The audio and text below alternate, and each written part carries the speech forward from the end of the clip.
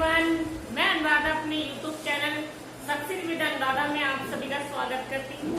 जैसे कि आपको पता है, ये जो बहुत महत्वपूर्ण समय चल रहा है, हमारा यूपी टैट के फॉर्म भी भरे जा रहे हैं और बहुत ज्यादा मोस्ट इम्पोर्टेंट टॉपिक इस टाइम चल रहे हैं। और चलिए, आज का मेरा न्यू टॉपिक है एनसीएफ 2005, इसको बोलते हैं नेशनल कैरिकुलम फ्रेमवर्क। ठीक है, ये क्या है? इसमें इसको हिंदी में कहते हैं रूपरेखा पाठ्यचर्या 2005। ठीक है, राष्ट्रीय पाठ्यचर्या की रूपरेखा 2005। ठीक है, तो ये बहुत ज्यादा इम्पोर्टेंट टॉपिक है और बार बार क्वेश्चन इससे पूछे जाते हैं। 2 से 3 4 नंबर का भी आ जाता है ये। ठीक है, इम्पोर्टेंट टॉपिक है, इसलिए इसे अच्छे से पढ़ेंगे। तो चलिए देख लेते हैं इसमें क्या है। इसमें ये है कि जो बच्चे को पढ़ाया जाता है, पढ़ाने से लेकर उसकी पाठ्य योजना बनाने से लेकर उसके अध्यापक सारे डिसाइड करना, उसकी पाठ्यक्रम निर्धारित करना, उसमें पाठ्य वस्तु निर्धारित करना, उसमें किस विधि द्वारा पढ़ाना है, विधियों द्वारा नियम, सब चीज उसमें आता है कि एक अच्छे तरीके से बेहतर नियमों से बच्चों को कैसे पढ़ाया जा सकता है। वे सारे प्रावधान, सारे हक बच्चे के भी होते हैं उसमें और टीचर के भी। ठीक है, तो ये सारे सुविधा किसमें होती है? 2005 एनसीएफ 2005 में। ठीक है, तो चलिए देख लेते हैं। इम्पोर्टेंट टॉपिक है, ये देखिए, ये जो एनसीएफ 2005 है, इसको क्या कहते हैं? नेशनल करिकुलम फ्रेमवर्क, है ना। तो ये जो ये है, ये एनसीएफ ये किसके द्वारा तैयार हुआ था? एनसीएफ 2005 ये किसके द्वारा तैयार किया था? ये एनसीईआरटी के द्वारा तैयार हुआ था, है ना। और ये जो संविधान की 8वीं अनुसूची में दी गई है, तो क्या एनसीएफ 2005 का जिक्र किसमें है? 8वीं अनुसूची में दी गई है ना। तो चलिए, इसकी जो शुरुआत हुई थी वो हुई थी जो रविन्द्रनाथ टैगोर हैं, उनका एक निबंध था जिसका नाम क्या था? सभ्यता और प्रगति। सभ्यता और प्रगति। और इसमें सभ्यता और प्रगति में क्या बताया था? सृजनात्मकता, उदार और आनंद बचपन की क्या है? कुंजी है ना। तो चलिए आगे देखते हैं। राष्ट्रीय शिक्षा नीति 1986 का भी जिक्र इसमें किया गया है ना। और शिक्षा बिना बोझ के, इसमें बल किस पे दिया है? शिक्षा बिना बोझ के। शिक्षा बिना बोझ के बच्चे को जो ज्यादा उसका सिलेबस ना हो, है ना, बच्चा कम सिलेबस में ज्यादा से ज्यादा क्या पढ़ पाए, है ना। शिक्षा बिना बोझ के। यशपाल समिति का भी इसमें वो दिया गया है। अब ये देखिए, यह रटने पर नहीं करके सीखने पर आधारित है। इसमें सबसे ज्यादा बल किस पे दिया गया? रटने पर बल नहीं दिया गया, इसमें करके, कार्य को करके सीखने पर बल दिया गया है। इसमें यशपाल समिति का भी वर्णन किया गया है। राष्ट्रीय शिक्षा नीति भी इसमें दी गई है। अब ये देखिए, शिक्षा रचनावाद पर आधारित होने पर बल दिया गया है कि शिक्षा कैसी हो? रचनावाद हो। अब रचनावाद का मीन्स क्या होता है? कुछ नया करने की क्षमता। ठीक है, इसमें कुछ बच्चा क्रिएटिविटी करे, नई नई चीजें सीखे, है ना। तो रचनावाद पर बल, आधारित पर बल दिया गया है इसमें। अब क्या है? रचनावाद। ये जो रचनावाद है, इसमें जो अध्यापक है वो कैसा होता है?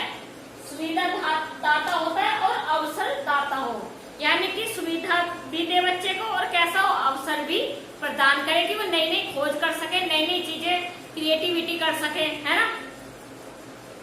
दूसरा है हमारा जो सभ्यता और प्रगति है, इसमें क्या वर्णन किया गया है, इसमें बताया गया है कि ये किस पर आधारित है, रचनावाद पर, और दूसरा है बच्चों की खुद की स्वयं की इच्छा खुशी, है ना।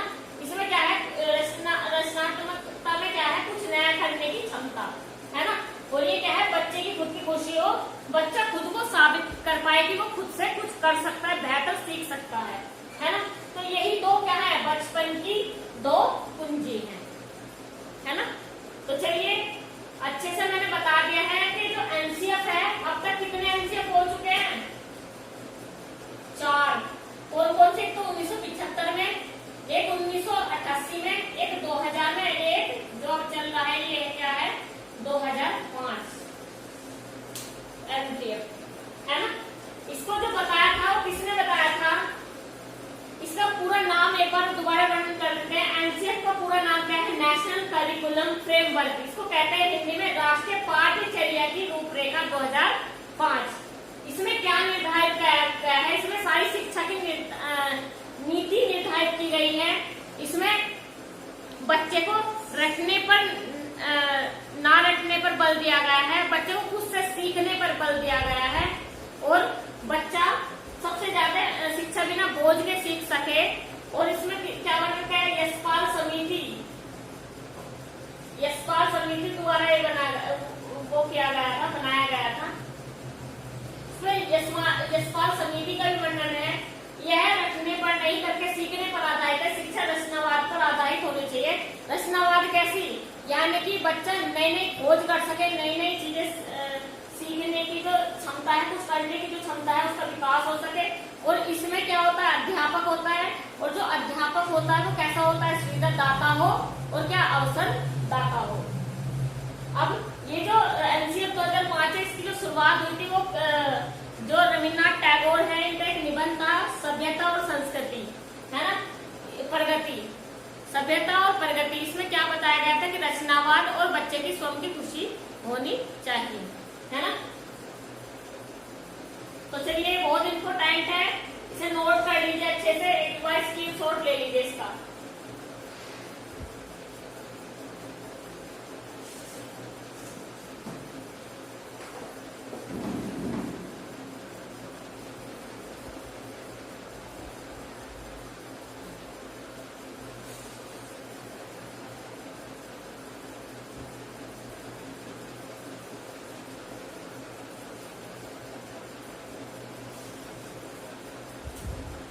एनसीएफ की जो राष्ट्रीय पाठ्यचर्या की रूपरेखा है, इसको बनाने के लिए जो यशपाल समिति के जो वो हैं, यशपाल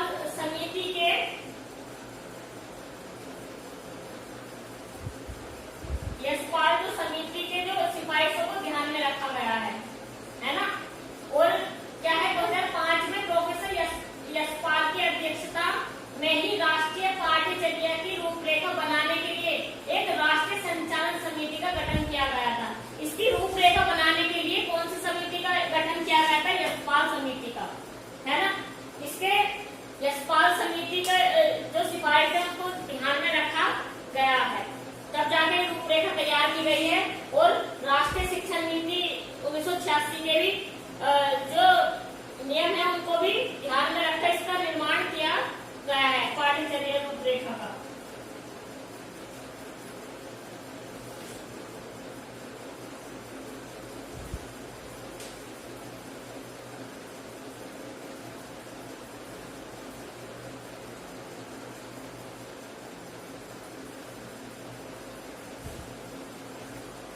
ये एनसीएफ 2005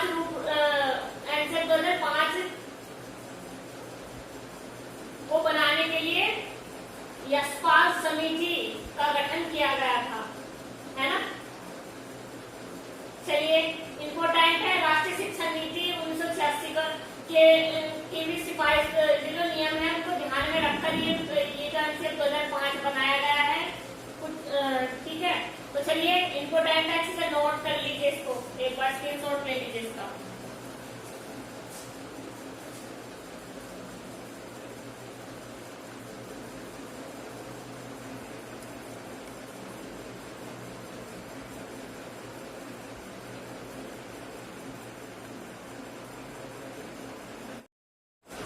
चलिए देखिए, एनसीएफ 2005 के 5 निर्देशक सिद्धांत।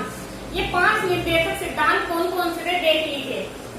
ज्ञान को स्कूल के बाहरी वास्तविक जीवन से जोड़ना, यानी कि जो हमारा वास्तविक जीवन है, हमारे ज्ञान को एक बाहरी जीवन से जोड़ना। बाहर का जो वातावरण है, बाह्य वातावरण है, और बाहरी जो जीवन है, जो सच पर आधारित वास्तविकता है, उससे जोड़ना। ठीक है, हमारे ज्ञान को बाहरी वास्तविक जीवन से जोड़ना। किसका वो था ये निर्देश? 2005 एनसीएफ 2005 का। कि उसने किस पे बल दिया है? उसने दिया है कि बच्चे के ज्ञान को बाहरी वास्तविक जीवन से जोड़ना। ठीक है, दूसरा हमारा परीक्षा को अपेक्षाकृत अधिक लचीला बनाना और कक्षा की गतिविधियों से जोड़ना, यानी कि बच्चे का सबसे सर्वांगीण विकास करना। पीसीएससी का मीन्स क्या होता है देख लो।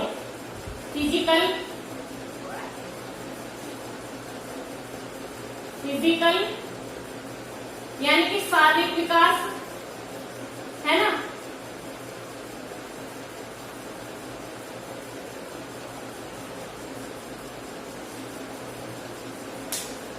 कोग्निटिव, सोशल, और ये क्या है इमोशनल, यानी कि बच्चे का शारीरिक विकास होना, शारीरिक विकास, और ये क्या है हमारा बच्चे का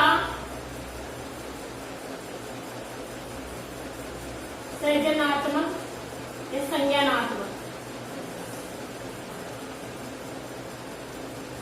संज्ञानात्मक विकास, और ये क्या हमारा सोशल, सामाजिक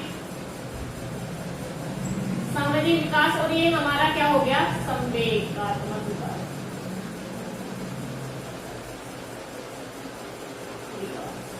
तो कहने का मतलब ये है बच्चे का सर्वांगीण विकास होना। ठीक है, कि परीक्षा को ऐसे अधिक लचीला बनाना और कक्षा की गतिविधियों से जोड़ना, यानी कि बच्चे का पूर्ण सर्वांगीण विकास पर बल दिया है। ठीक है, एक है एक ऐसी अतिभावी पहचान का विकास जिसमें प्रजातांत्रिक राज्य व्यवस्था के अंतर्गत राष्ट्रीय चिंताएं समाहित हो, यानी कि पढ़ाई के साथ साथ क्या एक ऐसी अधिभावी पहचान का विकास जिसमें प्रजातांत्रिक राज्य व्यवस्था हो, यानी कि प्रजातांत्रिक यानी कि एक स्वतंत्र रूप से जहाँ पे लोगों को हक दिया जाता है, उसका अधिकार होता है, एक ऐसी राष्ट्रीय चिंताएं समाहित हो, है ना। एक है यह सुनिश्चित करना कि पढ़ाई गठन प्रणाली पर आधारित न हो, करके सीखने पर आधारित हो, है ना। पांचवा हमारा पाठ्यचर्या का विकास इस प्रकार हो कि वह बालकों का सर्वांगीण विकास का अवसर उपलब्ध कराए, यानी कि बच्चों को ज्यादा से ज्यादा क्या अवसर प्रदान करने चाहिए ताकि बच्चे का सर्वांगीण विकास हो सके, यानी कि उसका शारीरिक विकास, मानसिक विकास, संज्ञानात्मक विकास, ज्ञानात्मक विकास, ये इसमें आता है, सामाजिक विकास, और पूर्ण रूप से सामाजिक में क्या आता है नैतिक विकास, पूर्ण रूप से विकास हो बच्चे का, है ना। तो ऐसे अवसर प्रदान करने चाहिए बच्चों को ताकि उसका सर्वांगीण विकास हो सके।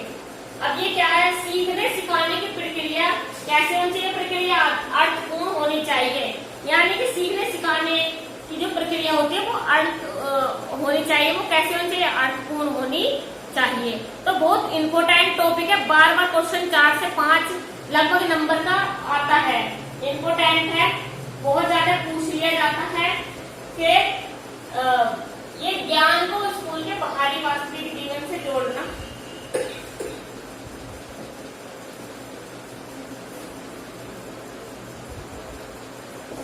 इम्पोर्टेंट है, बहुत ज्यादा इम्पोर्टेंट है। ये पूछ लेगा कि ज्ञान को स्कूल के बाहरी वास्तविक जीवन से जोड़ना।